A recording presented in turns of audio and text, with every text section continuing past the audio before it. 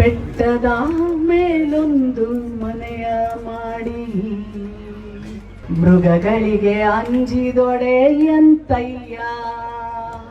ಸಮುದ್ರದ ತಡಿಯಲೊಂದು ಮನೆಯ ಮಾಡಿ ನೆರೆ ತೊರೆಗಳಿಗೆ ಅಂಜಿದೊಡೆಯಂತಯ್ಯ.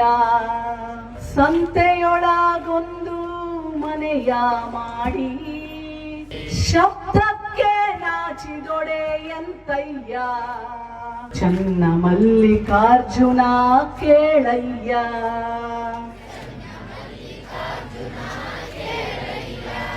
ಬೆಟ್ಟದ ಮೇಲೆ ಮನೆನೇ ಮಾಡಾಯ್ತು, ಮೃಗಗಳಿಗೆ ಅಂಜಿದ್ರೆ ಏನಯ್ಯ, ಹೆಣ್ಣಾಗಿ ಹುಟ್ಟೆ ಆಯ್ತು, ಎಂಥ ಮೃಗಗಳು ಬರಲಿ ಹೆದರಿಸ್ತೀವಿ ಅಂತ ಅಕ್ಕ ಮಹಾದೇವಿ ಅವರ ಮಾತು. ಸಮುದ್ರದ ತೀರದಲ್ಲಿ ಮನೆ ಮಾಡ್ಬಿಟ್ಟು ಅಯ್ಯೋ ನೆರೆ ಬಂತು ತೊರೆ ಬಂತು ಮುಳುಗೋಗ್ತೀವಿ ಅಂತ ಹೆದರ್ಕೊಂಡ್ರೆ ಆಗತ್ತಾ? ಸಂತೆಯೊಳಗೆ ಮನೆ ಮಾಡಿ ಶಬ್ದ, ಅಲ್ಲಿ ಸಂತೆಯಲ್ಲಿ ಮಾರಾಟ ಆಗ್ತಾ ಇರುತ್ತೆ, ಜಗಳ ಆಗ್ತಿರುತ್ತೆ, ಕಳತನ ಆಗ್ತಿರುತ್ತೆ, ವ್ಯವಹಾರ ನಡೀತಾ ಇರುತ್ತೆ.